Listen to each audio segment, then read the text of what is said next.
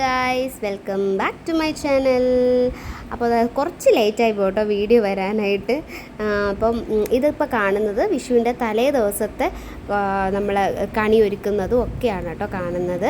അപ്പോൾ ഇന്നത്തെ ഈ വീഡിയോയുടെ ഉദ്ദേശം എന്ന് പറഞ്ഞാൽ വിഷു ദിവസത്തെ വിശേഷങ്ങളും അന്ന് നടന്ന കാര്യങ്ങളൊക്കെ ഉൾപ്പെടുത്താൻ പറ്റുന്നതൊക്കെ പെടുത്തിയിട്ടുണ്ട്. പിന്നെ നമുക്ക് അടുത്ത ദിവസം രാവിലെ കാണാം, അതായത് വിഷു ദിവസമാണ് കേട്ടോ. ഇതിപ്പോൾ രാവിലെയാണ്. ഈ വർഷത്തെ വിഷുവിന് ഒരു പ്രത്യേകത കൂടിയുണ്ട് കേട്ടോ. നമ്മുടെ പാച്ചുക്കൂട്ടൻ വന്നതിന് ശേഷമുള്ള ആദ്യത്തെ വിഷു കൂടിയാണ്. അപ്പം പാച്ചുക്കൂട്ടൻ രാവിലെ എണീറ്റ് എല്ലാം ഇങ്ങനെ നോക്കുന്നുണ്ട് കേട്ടോ, എന്താണ് ഈ സംഭവം എന്നൊക്കെ. ആദ്യമായിട്ടാണല്ലോ ഇതെല്ലാം കാണുന്നത്. കത്തുന്നതൊക്കെ അവൾ ആ ലൈറ്റും കളേഴ്സും ഇതൊക്കെയാണ് നോക്കുന്നത്. പിന്നെ ഞാൻ നോട്ടീസ് ചെയ്തൊരു കാര്യം, എല്ലാ കാര്യങ്ങളും നല്ല രീതിയിൽ ഒബ്സർവ് ചെയ്യുന്ന ഒരാൾ കൂടിയാണ് കേട്ടോ പാച്ചു. അപ്പോൾ ഭഗവാനെയൊക്കെ നല്ല രീതിയിൽ ഒരുക്കിയതൊക്കെ അവൾ ശ്രദ്ധിക്കുന്നുണ്ട്. അതുപോലെ നമ്മുടെ പൂപ്പിക്കുട്ടന് റെഡിയായിട്ട് നിൽപ്പുണ്ട് കേട്ടോ, കണി കാണാനായിട്ട്. അപ്പോൾ അവൻ്റെ മൂന്നാമത്തെ വിഷു കൂടിയാണിത്. അപ്പോൾ പൂപ്പിക്കുട്ടനും പാച്ചുവും ഞങ്ങളെല്ലാവരും കണി കണ്ടു. അപ്പോൾ ഇനി കാണാൻ പോകുന്നത്, ഞാൻ ഈ വിഷുവിൻ്റെ ഭാഗമായിട്ട് കുറച്ച് ഫോട്ടോഷൂട്ട് ചെയ്തിട്ടുണ്ടായിരുന്നു. എനിക്ക് ഭയങ്കര ആഗ്രഹമായിരുന്നു ഫോട്ടോസ് എടുക്കണം എന്നുള്ളത്. അപ്പോൾ അതൊക്കെയാണ് കേട്ടോ ഈ കാണുന്നത്. ഈ ഫോട്ടോസൊക്കെ നിങ്ങൾക്ക് ഇഷ്ടപ്പെട്ടിട്ടുണ്ടെങ്കിൽ ഉറപ്പായിട്ട് കമൻറ്റ് ചെയ്യണേ. ഈ ഫോട്ടോസ് ഞാൻ എടുക്കുന്ന സമയത്ത് അവരോട് പറഞ്ഞിട്ടുണ്ടായിരുന്നു എനിക്ക് നാച്ചുറലായിട്ട് തന്നെ ഇരിക്കണം എന്നുള്ളത്. അപ്പോൾ അതുപോലെ തന്നെ അവർ ചെയ്തിട്ടുണ്ട്. എനിക്ക് ഒരുപാട് ഇഷ്ടപ്പെട്ടു കേട്ടോ. ഉണ്ണിക്കണ്ണനായിട്ടൊക്കെ ആ ഫോട്ടോസ് കാണുമ്പം തന്നെ നല്ല ഭംഗിയുണ്ട്. അപ്പം ഈ ഫോട്ടോസൊക്കെ ഇഷ്ടപ്പെട്ടിട്ടുണ്ടെങ്കിൽ ഉറപ്പായിട്ട് കമൻറ്റ് ചെയ്യണം. അപ്പം നിങ്ങളിത് കണ്ടോളൂ. അപ്പോൾ ഈ വർഷത്തെ വിഷുക്കണി ഇതാണ് കേട്ടോ.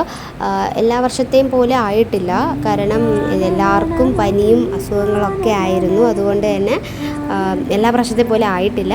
പിന്നെ രാവിലെ തന്നെ ഭഗവാന് പാൽപ്പായസം നേദിക്കാനും വച്ചിട്ടുണ്ട്.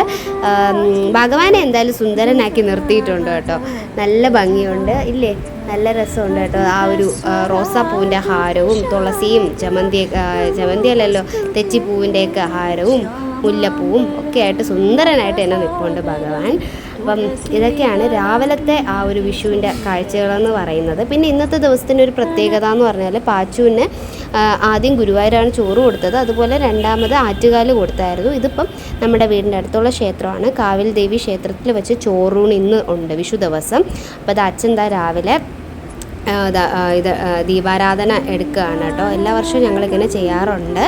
അപ്പം അതൊരു ഐശ്വര്യമുള്ള ഒരു ഇതായിട്ട് ഞാൻ കാണുന്നുണ്ട്. അപ്പോൾ അതിന് ശേഷം ഇനിയിപ്പം കാണുന്നത് നമ്മൾ ഇവളെയും കൊണ്ട് പാച്ചുക്കുട്ടനെയും കൊണ്ടിട്ട് നമ്മൾ കാവിൽ ചോറൂണിന് പോകുന്ന സീൻസാണ് കേട്ടോ നിങ്ങൾ കാണുന്നത്. ആൾ ഭയങ്കര കൂളാണ് കേട്ടോ, കരച്ചിലും കാര്യങ്ങളും ഒന്നുമില്ല. ടച്ച് വുഡ് അങ്ങനെ തന്നെ ഇരിക്കട്ടെ. അപ്പം മുണ്ടൊക്കെ ഉടുത്തിട്ടുണ്ടായിരുന്നു. പിന്നെ ചിരിക്കാനായിട്ടുള്ളതെന്ന് പറഞ്ഞാൽ ആൾ ഇരിക്കാൻ ഇപ്പം ഇച്ചിരി മടിയാണ്, എപ്പോഴും എണീറ്റ് നിൽക്കണം, അങ്ങനെയൊക്കെ ഒരു സംഭവം ഉണ്ടായിരുന്നു.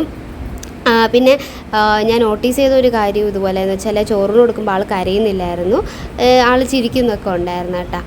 വേറെ പ്രശ്നങ്ങളും കാര്യങ്ങളും ഒന്നുമില്ലായിരുന്നു. ആൾ സമാധാനത്തിൽ തന്നെയാണ് ഇരിക്കുന്നത്.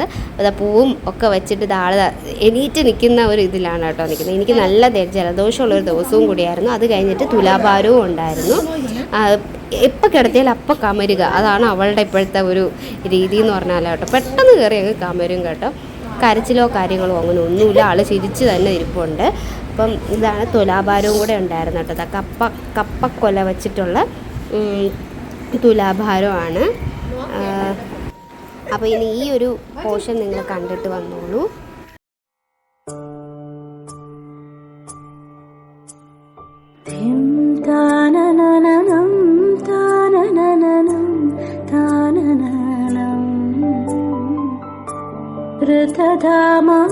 ൃതധാമാപരാജിത ദുരാവഹ പ്രണവാത്മിക അധികസ്വരാതുതിശാരദ നമോസ്തുതേ. ശ്യാമാംബരം മുഖസാഗരം തുളസീദളം അതിസുന്ദരം. ഇനി നമുക്ക് കൃഷ്ണഗൗരി പാഠം.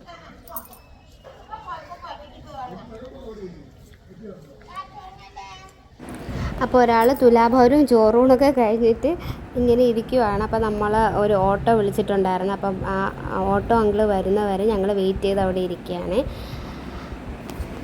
ഹലോ ഗൈസ്, അപ്പോൾ നമ്മൾ ചോറൂടൊക്കെ കഴിഞ്ഞ് വീടെത്തിയിട്ടുണ്ട്. ഇനിയിപ്പോൾ കൃഷ്ണകോവിൽ വൈകുന്നേരം പോകാമെന്നാണ് വിചാരിക്കുന്നത്. കാരണം തീരെ വയ്യ കേട്ടോ, ഭയങ്കര തുമ്മലും ജലദോഷമായിട്ട്.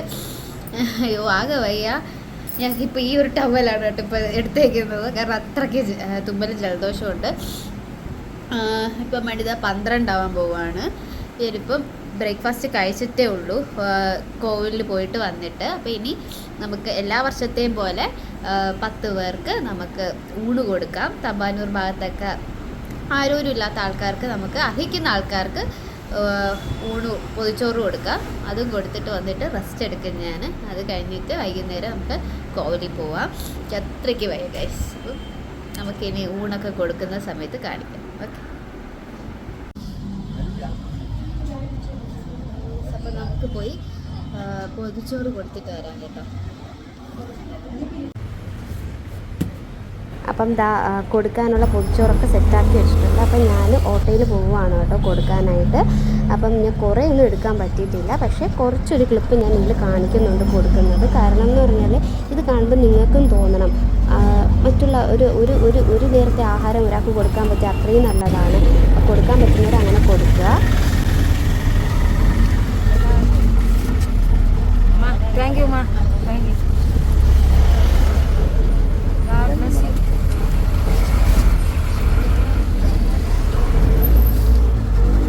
ഹലോ ഗായ്സ്, അപ്പോൾ ഞാൻ എല്ലാവർക്കും കൊടുത്തിട്ട് വന്നു. പൊതിച്ചോറൊക്കെ കൊടുത്തു കഴിഞ്ഞു. ഒട്ടും വയ്യ ഗൈസ്. അപ്പോൾ ഇനി ഞാൻ നന്നായിട്ട് കിടന്ന് ഉറങ്ങാൻ പോവുകയാണ്. അത്രയ്ക്ക് വയ്യ. ഉറങ്ങി എണീറ്റിട്ട് കാണാം. ഓക്കെ, അപ്പോൾ ഞാൻ ഉറങ്ങി എണീറ്റ് ഇനിയാണ് കേട്ടോ ചോറ് കഴിക്കുന്നത്. അത്യാവശ്യം ലേറ്റ് ആയിട്ടുണ്ട്.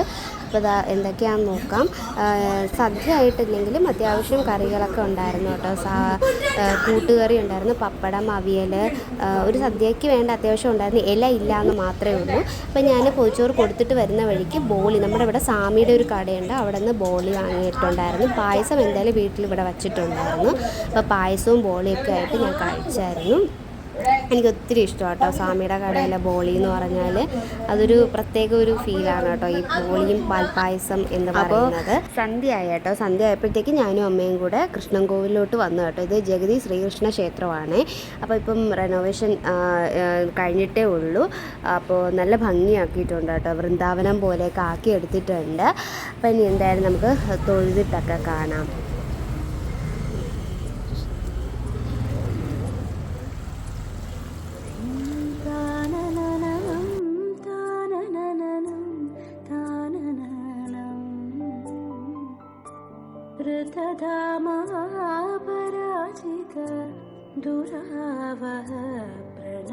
അപ്പോൾ അത് തൊഴുത് ഇറങ്ങി കേട്ടോ. മനസ്സിന് ഒരുപാട് സന്തോഷവും വല്ലാത്തൊരു ഫീലാണ്. അതെനിക്ക് പറഞ്ഞുതരാൻ അറിയത്തില്ല. അപ്പം എന്തായാലും ഞാൻ നന്നായിട്ട് തൊഴുതു, ഭഗവാനോട് എല്ലാം പറഞ്ഞിട്ടൊക്കെ ഉണ്ട് കേട്ടോ. അപ്പോൾ പാൽപ്പായസമൊക്കെ വാങ്ങി ഞാനും അമ്മയും തിരിച്ചിട്ട് ഓട്ടോയിൽ വന്നു കേട്ടോ. പിന്നെ വെണ്ണയും പാൽപ്പായസമൊക്കെ ആയിട്ട് വീട്ടിൽ വന്നു. അപ്പോൾ ഞാൻ പാൽപ്പായസം കുടിച്ചു കേട്ടോ.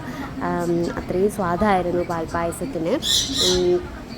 ടി വിയൊക്കെ കണ്ട് പാൽപ്പായസവും അതുപോലെ വെണ്ണയും ഒക്കെ കഴിച്ചു. ഹലോ ഗായ്സ്, അപ്പോൾ ഇന്നത്തെ ദിവസം എന്ന് പറഞ്ഞാൽ നല്ല ഐശ്വര്യമുള്ളൊരു ദിവസം തന്നെയായിരുന്നു. ഈ ജലദോഷവും തുമ്മലും ഒഴിച്ചാണെങ്കിൽ മനസ്സ് നിറഞ്ഞു കേട്ടോ ഭഗവാനെ കണ്ടപ്പോൾ. അപ്പോൾ ഇത്രയേ ഉള്ളൂ ഈ വീഡിയോ. അപ്പോൾ ഈ വീഡിയോ ഇഷ്ടപ്പെട്ടിട്ടുണ്ടെങ്കിൽ ലൈക്ക് ചെയ്യുക, സബ്സ്ക്രൈബ് ചെയ്യാത്തവരാണെങ്കിൽ സബ്സ്ക്രൈബ് ചെയ്യുക.